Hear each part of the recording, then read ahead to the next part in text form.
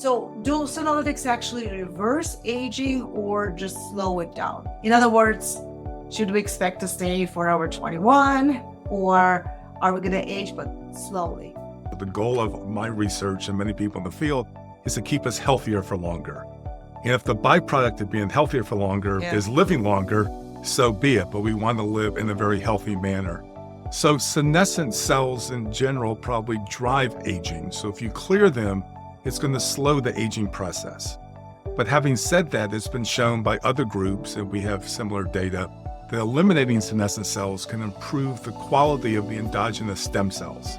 So if you reduce the senescent cell burden, the quality of these stem cells improve, which may allow you to repair damaged tissue, maybe potentially live a little bit longer.